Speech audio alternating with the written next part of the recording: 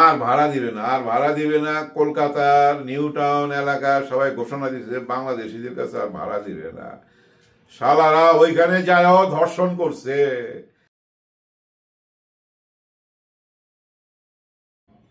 আসসালামু আলাইকুম।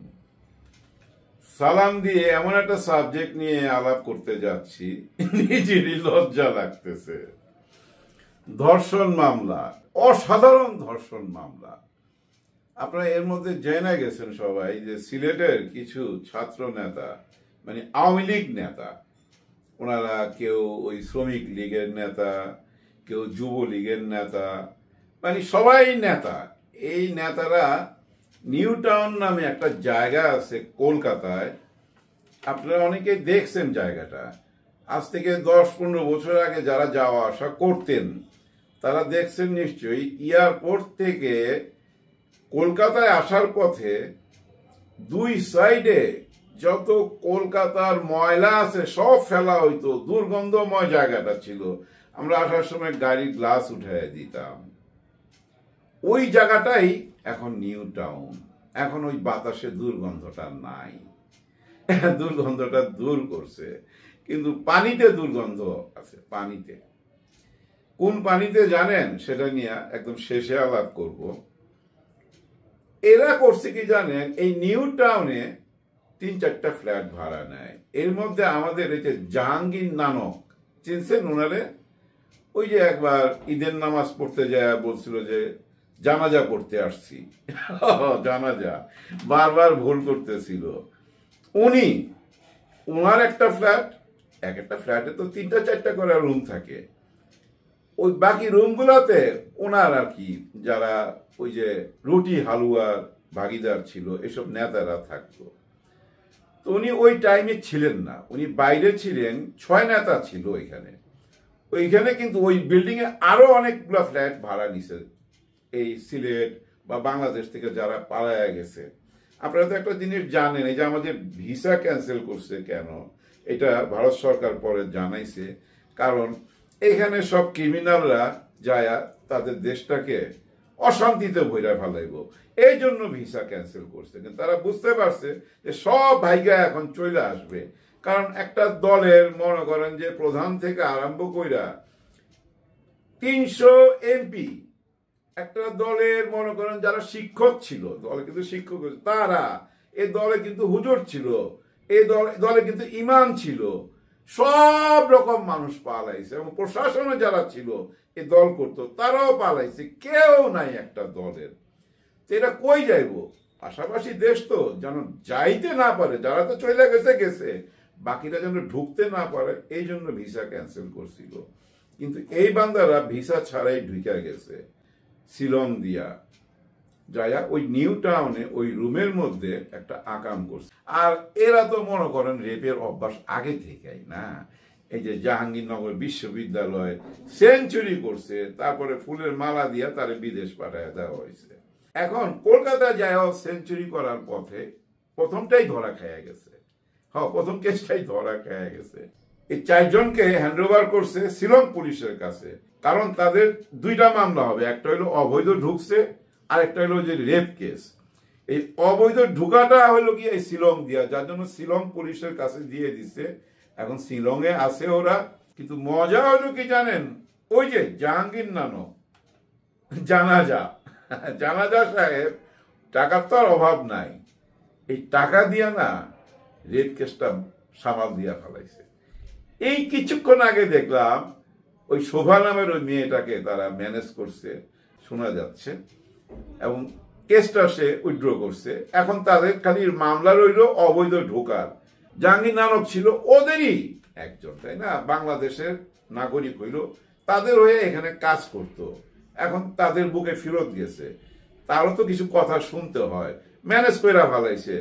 চিন্তা করেন, এরা যেখানে যাবে এখানে না বদনাম করবে। ভাই, আমার মাথায় ঢুকে না, যান বাঁচাইবার জন্য দৌড়াইতেছ, ওর মধ্যে খাড়াই কেমনে তোদের?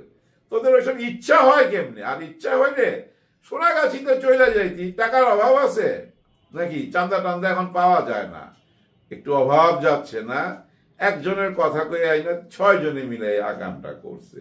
দেশটা দুর্নাম করে ফেলাইলো জানেন, চারিদিকে বদনামের শেষ নাই।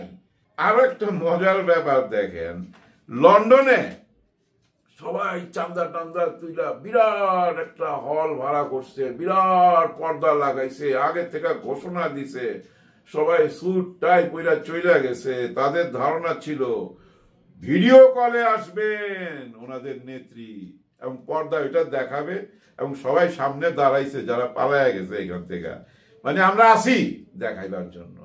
ওয়েট করতে করতে করতে করতে 2 ঘন্টা পর একটা অডিও কল আসছে, অডিও কল, ভিডিও কল আসে নাই।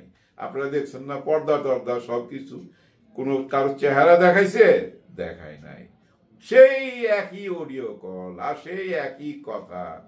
মেইন কথা কি, আমি আবার ক্ষমতায় আসতেছি, তোমরা চিন্তা করো না, প্রত্যেকটারে ধৈরা ধৈরা শায়েস্তা করুন। ওনার শায়েস্তা তো কি জানেন, ঝুলাই দিবে, স্টেট ঝুলাই দিবে। সামনে দেখাইব কিছু ঝুলাইছে, আর পিছনেও কিছু, বুঝছেন, আয়না ঘরের ভিতরে ঢুকাইয়া কবর দিয়ে দিবে। আচ্ছা, আমি একটা জিনিস বুঝি না, আওয়ামী লীগের মধ্যে জ্ঞানী লোক নাই, একজনও নাই। থাকলে ওনারে বুঝাইতে পারেন না? ওনাকে বুঝাইতে হবে তো না, যে দেখেন আপনি এই ধরনের হামকি ধামকি দিয়েন না। এই মুহূর্তে যদি দলটাকে এক করতে চান, তাহলে কিছু ভালো কথা বলেন, রাজনৈতিক কথা বলেন।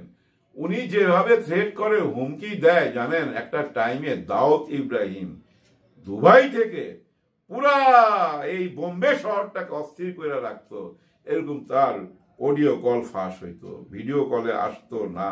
লন্ডনের জন্য ভিডিও কলে আসে নাই। আর এই ভিডিও কলে না আসাতে বিশাল বড় একটা প্রশ্ন দেখা দিছে সবার মনে, শেখ হাসিনা কি বন্দী নাকি উনি ইন্ডিয়াতেই নাই? কারাই ভয়েস পাঠাচ্ছে? এটা কি এআই দিয়ে তৈরি? এত বড় অ্যারেঞ্জমেন্ট, উনি আগে থেকে বললেন ভাষণ দিবে, একটা প্রবাসী সরকার গঠন করবে, কিন্তু সেই অডিও কল উনি ভারতে যাওয়ার পর আজ পর্যন্ত 4 মাসের উপর হয়ে গেছে, ওনার চেহারা কিন্তু কেউ দেখে নাই। একটিবারের জন্য একটা স্টিল ছবিও কেউ দেখাইতে পারে নাই, শুধু ভয়েস। এই ভয়েস এআই আমি মনে করতাম, কিন্তু আবার এখানে একটা যুক্তি আছে। এই যে আমাদের অপরাধ বিচার ট্রাইব্যুনালের তাজ সাহেব বললেন যে উনি এই ধরনের আর হুমকি দিতে পারবে না, এই ধরনের কথা বলতে পারবে না, এই ধরনের কথা বললে সাক্ষীরা ভয় পাবে, সাক্ষী দিতে আসবে না। উনি এটা বলাতে মনে হয় এটা তো সত্য না, ওনারা যাচাই না কইরা তো আর এই কথাটা বলে নাই আদালত থেকে, তার মানে এটা সত্যি। কিন্তু সত্যি হইলে লন্ডনে কেন আসলো না? এত বড় আয়োজনে জানেন, সবাই মনের মধ্যে একটা প্রশ্ন এখন, যে লন্ডনে যারা ছিল এখানে, এইটা কি আমাদেরকে বললো ভিডিও কলে আসবে, কিন্তু উনি তো আসলো না। আসলে কি উনি নাকি অন্য কিছু, নাকি ভারতের কোনো গেম, কেউ কিছু মাথায় নিতে পারতেছে না। কিন্তু প্রবাসে যারা আছে এবং বাংলাদেশে যারা আছে, যারা আওয়ামী লীগ করে মনে প্রাণে, তারা চায় আওয়ামী লীগ আবার ফিরে আসুক। আপনাদের জন্য আমার একটা ছোট্ট গল্প আছে, গল্পটা কিন্তু অনেক সিরিয়াস, আপনারা বুঝা নিবেন, আমি আকার ইঙ্গিতে বলবো। 2টা কুকুর কামড়াকামড়ি লাগছে, কামড়াকামড়ি করতে করতে যায় গ্রামের এক কুয়ার মধ্যে পড়ছে। এখন গ্রামবাসী পড়ছে মহা প্রবলেমে, কেমনে এই পানি খাবে? এই পানি তো অপবিত্র হয়ে গেছে। দৌড়ে গেছে ব্রাহ্মণের কাছে, পণ্ডিতজির কাছে, যে পণ্ডিতজি আমাদের কুয়ার মধ্যে কুকুর পড়ছে, পানি তো নাপাক হয়ে গেছে, আমরা এখন কি করুন? চিন্তার কিছু নাই, এই না, আমার কাছে গঙ্গার পানি আছে, 1 ঘটি গঙ্গার পানি দিয়ে দিছে, বলে কুয়াতে যায় ফেলে দাও, পানি পাক হয়ে যাবে। কিন্তু ওই গ্রামে তো কিছু মুসলমান আছে, ওই মুসলমানরা আবার বলতেছে গঙ্গার পানি দিলে কিভাবে এটা পাক হবে? না না না, আমরা আমাদের হুজুরের সঙ্গে আলাপ করব। ওনারা চলে গেলেন মাওলানা সাহেবের কাছে। মাওলানা সাহেব বলল চিন্তার কোনো কারণ নাই, আমার কাছে আবে জমজমের পানি আছে, এই যে আমি 1 বোতল দিয়ে দিলাম, ওই কুয়ার মধ্যে ঢাইলা দাও, পানি পাক হয়ে যাবে। যে কথা সেই কাজ। গঙ্গার পানিও ঢালা হইল, আবে জমজমের পানিও ঢালা হইল, কিন্তু 2 দিন পরে কুয়ার কাছে কেউ যাইতে পারে না, দুর্গন্ধ পানি থেকে আসতেছে। দৌড়ে চলে গেল সেই ব্রাহ্মণের কাছে, পণ্ডিতের কাছে হিন্দুরা, আর হুজুরের কাছে, মানে সেই মৌলানার কাছে মুসলমানরা, যে আপনার জমজমের পানি কুয়াতে ফেললাম, কাজ হলো না, এখন তো দুর্গন্ধ আইতাছে। পণ্ডিত জিরে বলতেছে আপনার গঙ্গার পানি নিয়ে কুয়াতে ঢালছি, কাজ হয় নাই, এখন গন্ধ আসতেছে, উপায় কি? চারিদিকে ছড়ায় গেছে। ওই মাওলানা সাহেব আর ওই পণ্ডিত সাহেব দুজনে একসঙ্গে হয়েছে যে ঘটনা কি, কেন কাজ হইল না? আপনার ওই গঙ্গার পানি আর আমার জমজমের পানি মিলাইয়া কেন ওই কুয়ার পানিকে পাক করতে পারলাম না, এখন নাকি দুর্গন্ধ আইতেছে। আলাপ আলোচনা কইরা দুইজনে বাইরে আসছে, গ্রামবাসী সব দাঁড়ায় রয়েছে। আইসা জিজ্ঞেস করলো আপনারা তো গঙ্গার পানি ঢালছেন? হ্যাঁ ঢালছি। জমজমের পানি ঢালছেন? তো হ্যাঁ ঢালছি। কিন্তু কুয়ার মধ্যে যে 2টা কুত্তা পড়ছিল, ওই কুত্তা 2টারে তুলছিলেন? না, কুত্তা তো তুলি নাই। এবার বুঝছেন, কুত্তা না তুললে পানি পাক হবে কিভাবে? বাতাসে তো দুর্গন্ধ আসবেই, আগে ওই কুত্তা সরাইতে হবে। ওই পানি পরিষ্কার করতে হইলে তো কুত্তা উঠাইতে হবে, তারপরে কিছুদিন অপেক্ষা করতে হবে। পড়া পানি বলেন, জমজমের পানি বলেন, গঙ্গার পানি বলেন, যত পানি ঢালেন না কেন, ওই কুত্তা না উঠাইলে ওই পানি থেকে দুর্গন্ধ আসতেই থাকবে। বুঝা নিয়েন, সংস্কার হবে। ওই যে মরা কুত্তা 2টাকে উঠাইয়া কোথাও নিয়ে মাটি চাপা দেন, দেখবেন ধীরে ধীরে ওই পানি পাক হয়ে যাবে, সুবাতাস বইবে, আবার শান্তি ফিরে আসবে। আসল জায়গায় হাত দেন, আসল জায়গায় হাত না দিলে কিচ্ছু হবে না। গোড়া থেকে নিয়ে সাফ কইরা ফেলান, উপরে দিয়ে সাফ করলে কিচ্ছু হবে না, গন্ধ থাইকা যাবে। সবার জন্য সবাই দোয়া করবেন। আল্লাহ হাফেজ।